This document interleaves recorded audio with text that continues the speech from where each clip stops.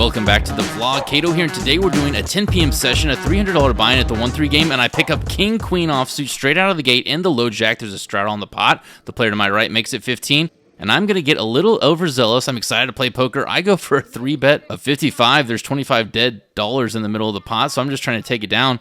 It folds all the way back around to the original opener. He makes the verbal call. We head to the flop, 120 in the pot, and the dealer puts out 10, 9, 7, gut shot, backdoor diamonds, 2 overs, but other than that, I'm sitting with king high.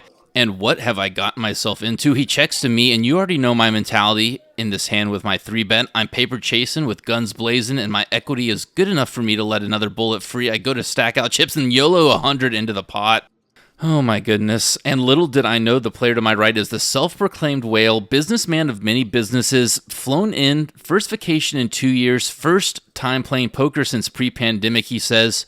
And he has announced multiple times at the table that he's here to gamble, he's here to mix it up, he's here to have fun and splash around. Let's listen in. Both of our first hands. I know. Really? Your first hand too? Yeah. I guess I dealt one before. Oh, this is one of my favorite hands too. I don't know why I'm folding it, but whatever. I missed. I love that hand. Now, do you see what I mean, baby? This is going to be a good session. Buckle up, scooping the first pot, thank goodness.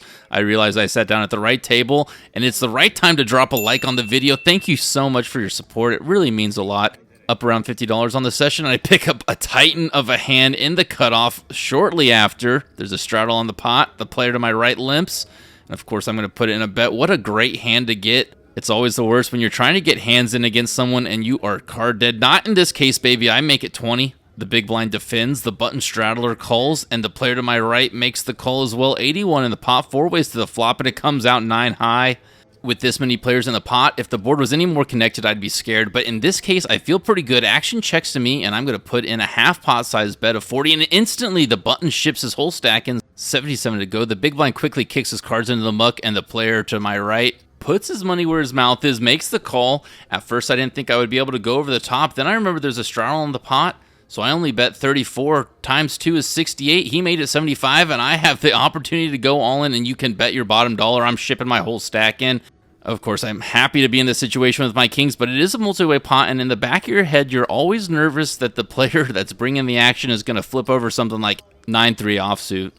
He doesn't have that because he takes his time, but eventually looks at me, gives me a big smile, and says, "I know you got me beat," and calls, makes the call.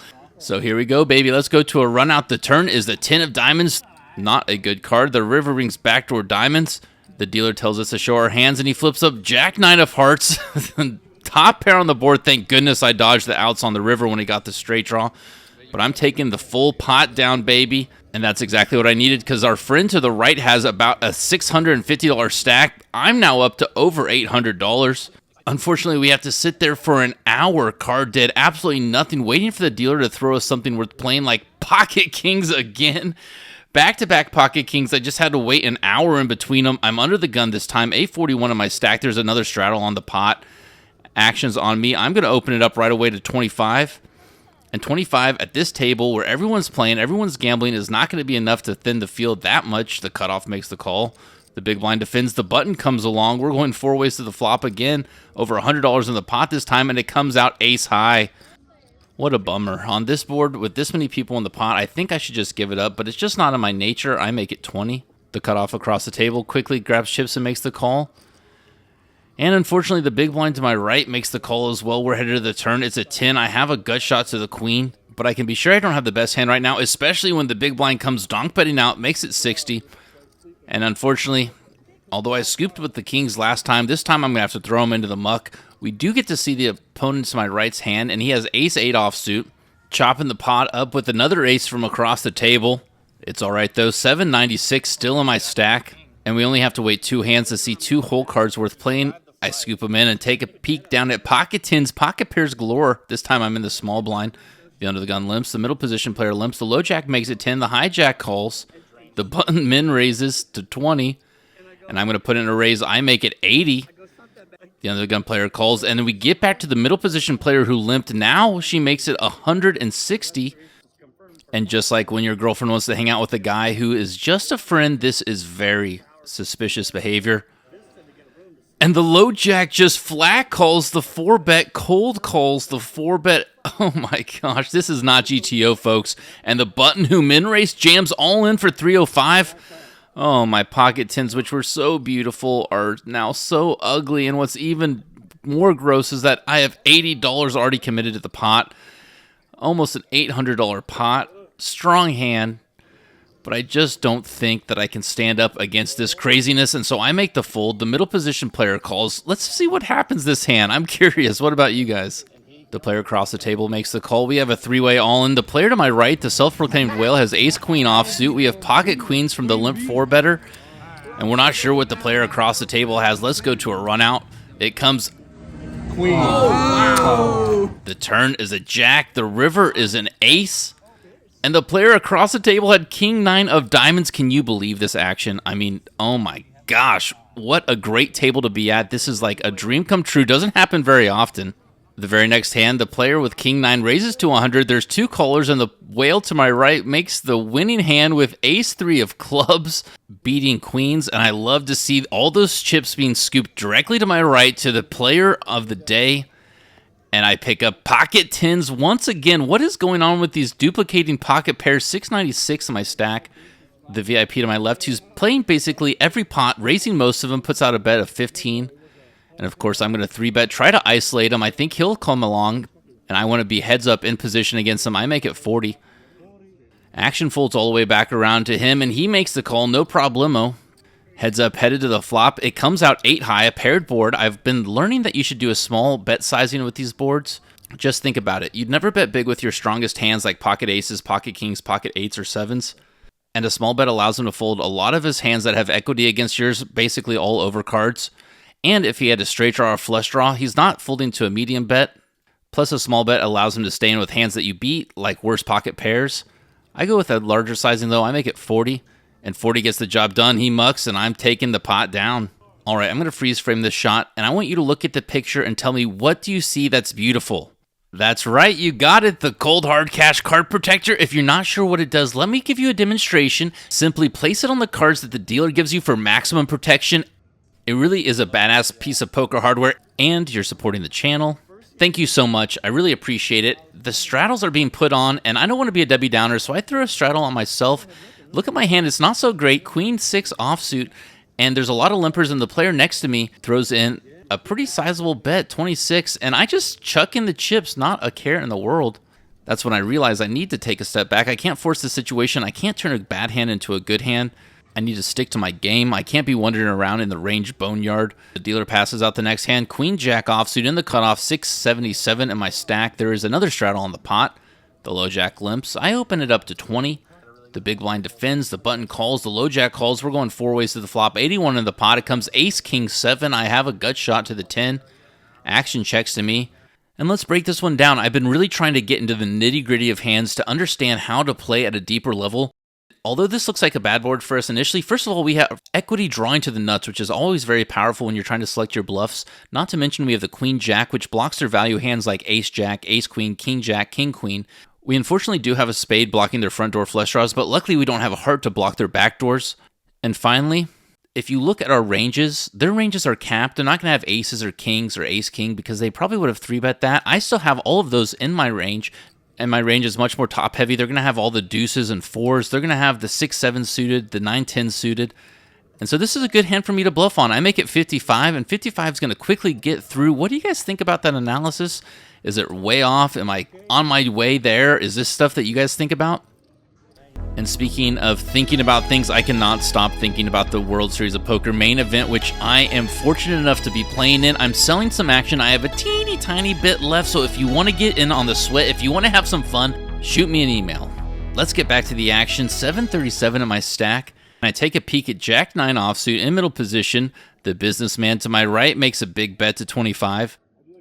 And once again, I start to get a little carried away. I decide I'm going to make the call. It folds around to the small blind. The small blind defends 3 ways, going to the flop, 78 in the pot, and it comes out 3 queen king. Almost the exact situation as the last hand. A gut shot to the 10, 2 undercards. The small blind checks, and the businessman is going to continue trying to sell us on the story that he has the best hand. He makes it 30 with a continuation bet. I have equity to a very strong hand, and my implied odds against the businessman are absolutely massive. And so I decide I'm going to make the call. The small blind wants a piece of the action. He makes the call as well. 168 already in this pot. We're looking for a 10 on the turn, but we get a deuce instead, a deuce of diamonds. The small blind checks, and interestingly enough, the middle position player checks as well. So action's on me, and I've noticed with this player, he likes to make continuation bets. He likes to bet big on the flop. He'll continue firing the turn if he has something, but he often gives up when he doesn't have anything. So I think I should go for a big bluff, and I do. I make it 150, and I said all those brilliant things the hand before.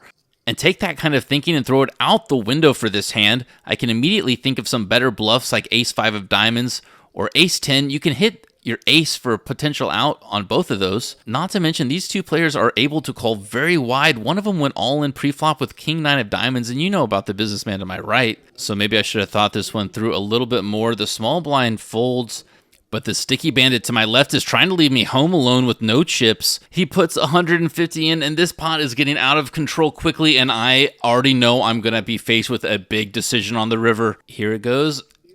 And there it goes. What the hell happened there? Okay, let's see what the card is. My heart is beating. It's a 5.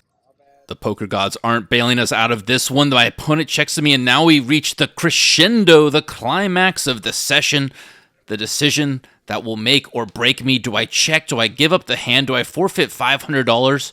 Or do I consider the fact that he's been opening every hand pre-flop, would not have checked the turn if he picked up a diamond draw or had a strong hand, and is playing way too passively, calling down way too lightly with a very wide range? If you remember back to the very first hand when he almost called a $100 bet with absolutely nothing. So who knows what he's calling the turn bet with? I take a deep breath and ship it into the center, all in. Oh my gosh. Hell, this is what I see Garrett do all the time, put on max pressure. Let's listen into the table. Don't have much. Yeah. King, queen? No. Jack 9. Nothing. Nothing. I didn't have much.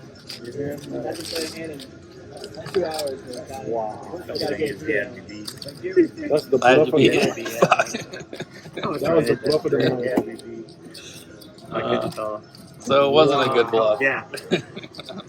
What's funny is we all definitely believe him. 6-5 of hearts in the cutoff, 981 in my stack. There's another straddle on the pot. The under the gun player limps. So does the middle position player. And of course, the businessman opens it up, makes it 25. I make the call. I like this hand. The button comes along. 3 ways to the flop, 91 in the pot, and it is perfect for my hand.